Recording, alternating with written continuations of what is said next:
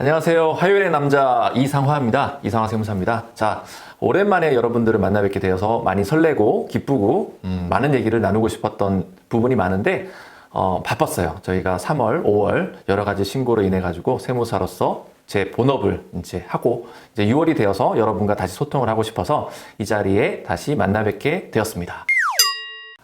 다시 오면서 제가 어떤 주제들을 가지고 여러분과 만나면 좋을까라는 생각을 이제 해보는 과정에서 최근에 국세청의 동향이라든지 어떤 식으로 이 세정 환경이 바뀌는 부분에 대해서 좀 연구를 하다 보니까 저도 이제 유튜버라서 그런지는 모르겠지만은 우리나라 유튜버 시장이 어마어마하게 성장을 많이 했더라고요. 그러면 이 국세청에서 이 부분에 대해서 어떻게 볼 것인가 참 궁금했었어요. 저도 개인적으로 굉장히 많이 궁금했는데 10만 이상 되는 유튜버가 2015년 기준으로 360명 남짓 됐었는데 지금 2020년 5월달 집계도 굉장히 가장 가까운 시기에 집계를 했는데 2000년 5월 가장 이제 한 달 전이죠. 4,379명.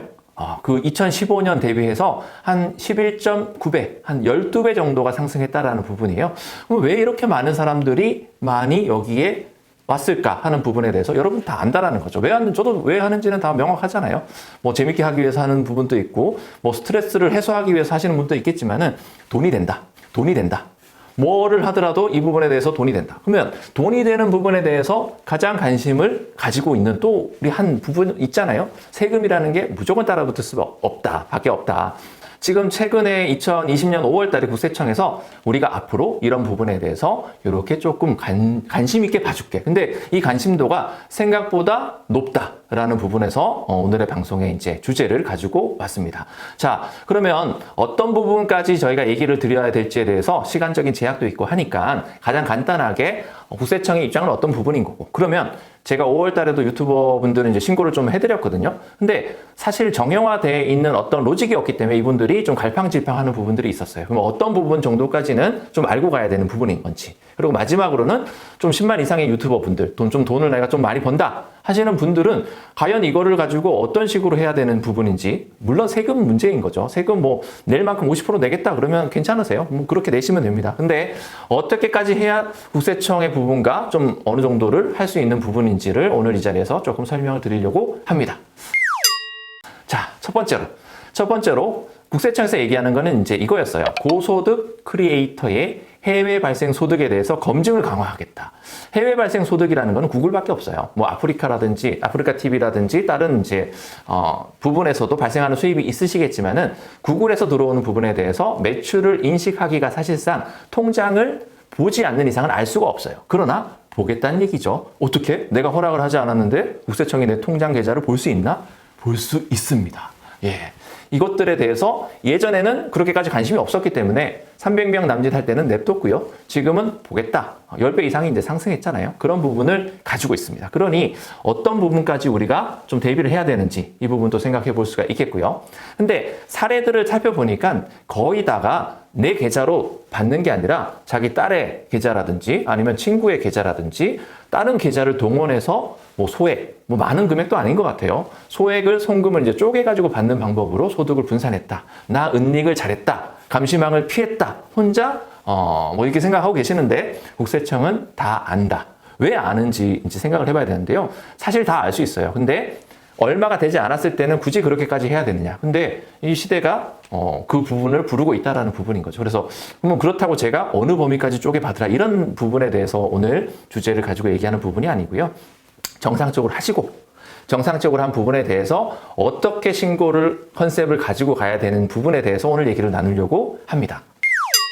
뭐 국세청에서는 이렇게 얘기하고 있어요. 금년부터 국세청에서 구축된 건당 1,000달러, 연간 인별 1만 달러 초과해서 외환거래 자료를 정밀하게 분석해서 국가 간 금융정보 교환 자료, 어려워요. 네. 최대한 활용한다는 얘기예요, 결국에는. 근데 이렇게 생각하시면 될 것 같아요.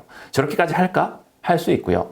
안 할 수도 있고, 그거는 알 수가 없어요. 그게 뭐냐면은, 어느 범위까지를 가지고 접근을 할 건지에 대해서는 결국에는 금액별로 이제 쪼갤 수밖에 없다라는 부분이에요. 그러면 내가 어느 금액에 포함된 사람인지를 가지고 나는 얼마 안 되니까 나는 안전하겠지? 이렇게 접근하지 말자라는 거죠. 우리 똑똑한 사람들이잖아요. 그러니 바르게 웬만한 걸 치고 다 하고 그리고 나머지 부분에 대해서 어떻게 할 건지에 대해서 좀 방향을 잡아보자. 그게 오늘 제가 가지고 나온 주제입니다. 자, 사례를 한번 이제 제가 띄워서 설명을 드릴 건데요.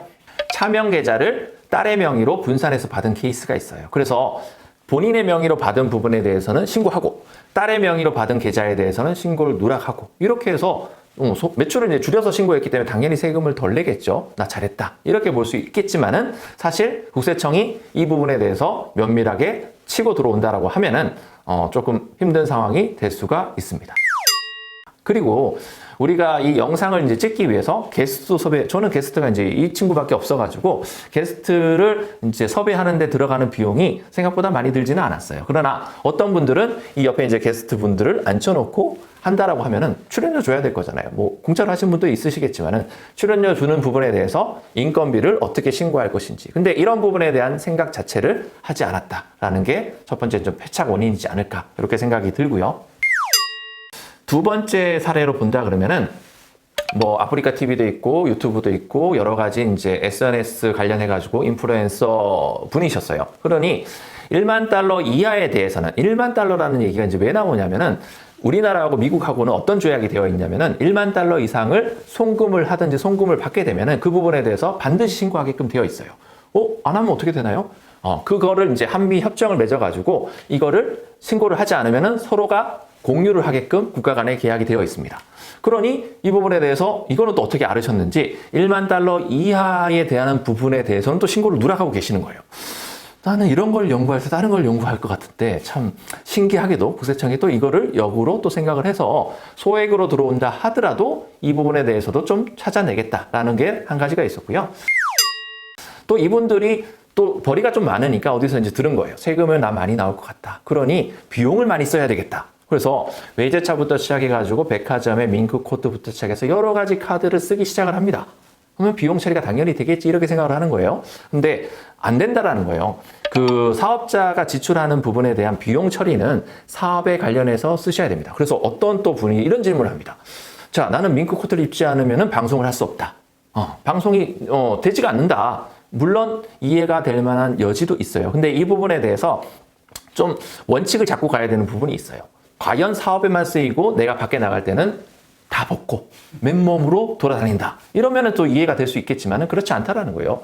뭐 여자친구를 만나러 갈 때도 그걸 입을 수도 있는 부분인 거고요. 남자친구를 만나러 갈 때 입을 수 있는 부분이니 사업성으로 쓴 게 50%고 비사업적으로 쓴 게 50%다. 이렇게 또 인정받는 부분도 아니라는 거. 그리고 유튜버에 대해서 바라보는 시선은 제가 봤을 때는 연예인의 기준으로 보면 될 것 같아요. 연예인이 그런 모든 부분에 대해서 옷 사고 헤어하고 하는 부분에 대해서 전부 인정해 줄 것인지 그것도 아니라는 부분이거든요. 그래서 이런 부분을 잘 좀 컨트롤할 수 있는 부분에 대해서 조금 연구를 할 필요가 있습니다. 연구가 미진하신 분들은 저한테 찾아오시면은 제가 연구를 이미 다 해놨기 때문에 그 부분에 대해서 적용할 수 있을 것 같습니다. 그리고 코디나 매니저나 이런 부분에 대해서 보수 지급하는 부분에 대해서도 인건비 신고를 좀 철저하게 해주셔야 된다. 이렇게 볼 수 있겠습니다.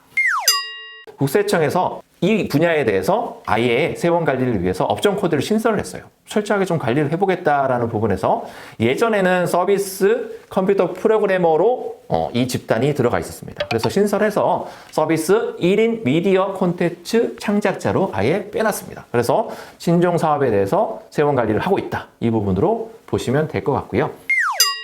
자, 종합적으로 이제 본다 그러면 좀 해결 방안 쪽으로 좀 가고 있는데요. 자, 일단 아까도 얘기 드렸지만은 매출에 대해서 철저하게 인식을 해야 됩니다. 뭐 사이버머니라든지 별풍선 이런 거 아프리카 TV를 통해서 받게 되는 부분인데요. 환전해서 수수료 받을 때 공제하고 사업소득세로 원천징수한 다음에 송금을 받습니다. 그럼 매출이 맞잖아요. 근데 이렇게 인식되는 매출들은 사실상 사업자로 받은 부분이 아니기 때문에 비용을 구성하기도 좀 힘들고요. 이 부분에 대해서도 조금 접근해 봐야 되는 부분이 필요할 것 같습니다. 그리고 구글은 뭐 영상 광고를 이제 게재해서 발생하는 수익 같은 부분은 그냥 계좌 송금으로만 들어오게 되는 부분인 거거든요. 그러면 이 부분에 대해서 신고를 뭐 정상적으로 해주셔야 되는 게 맞겠다라는 부분입니다. 그러면 우리나라는 세금이 이제 두 가지인데요. 부가가치세 그리고 소득세 이렇게 두 가지가 있지만 부가가치세는 이 부분은 면제가 되는 용역에 해당을 하고요. 소득세는 내야 되는 부분에 해당을 합니다. 매출은 그렇게 이해를 하시면 될 것 같고요. 가장 중요한 게 필요경비, 유식한 거는 필요경비고요. 그냥 우리가 일반인들이 쓰는 말로는 비용 처리가 그게 어디까지 비용 처리를 해줄 수 있는 부분이냐 굉장히 모호합니다. 그래서 제 생각에서는 연예인과 비슷한 느낌으로 가면 될 것 같다. 근데 그 부분에 대해서 법에서 어디까지는 인정되고 어디까지는 인정되지 않고에 대한 부분이 없어요, 사실상. 그러니 어떤 식으로 포커스를 잡고 가는지가 담당 세무사님한테 좀 의지를 해보셔야 되는 부분이 될 것 같습니다. 그리고 해결 방안에 대해서 이제 마지막으로 제가 이제 말씀을 드리려고 하는데요. 일단 최대한 매출은 정확하게 신고를 해주시길 바랍니다. 저 같으면 정확하게 신고해요. 왜냐면은 매출을 누락해서 신고가 되면은 이거는 부당해서 무신고를 했기 때문에 40%의 페널티를 물리게 됩니다. 그리고 1년 후에 걸리게 되면은 10.95%, 또 1년 후에 물리게 되면은 10.95에 곱하기 2 이런 식으로 쭉쭉쭉 가는데 한 3년 정도 있다가 걸리게 되면은 내가 내야 되는 원래 세금에다가 한 70%를 추가적인 가산세를 물어서 내야 되는 부분이 되기 때문에 저 같으면 매출을 최대한 성실하게 신고하고요. 차라리 매입되는 지출 별로 없어요. 저 같은 경우에도 매입 지출이 별로 없지만은 이거를 도와주시는 분들이 상당히 많거든요. 그럼 그분들한테 지출되는 부분에 대해서 최대한 적격 증빙, 세법에서 얘기하는 최고의 적격 증빙은 4대 보험 포함된 인건비 신고하고 세금 계산서를 얘기합니다. 그래서 그거를 최대한 챙겨놓고 나머지 부분에 대해서 얘기를 해야 되는데 어떤 분들은 제가 받아보니까 돈을 엄청나게 썼는데 이 두 가지를 제외한 나머지 카드 쓰고 뭐 통장 계좌 이체만 있는 비용이 훨씬 더 많은 사업자도 있다. 이거 좀 애로사항이 있습니다. 자, 그리고 인건비 신고. 근데 인건비 신고에서 프리랜서 신고할지, 근로자 신고할지, 일용직 신고할지 선택적 유불리에 놓이게 됩니다.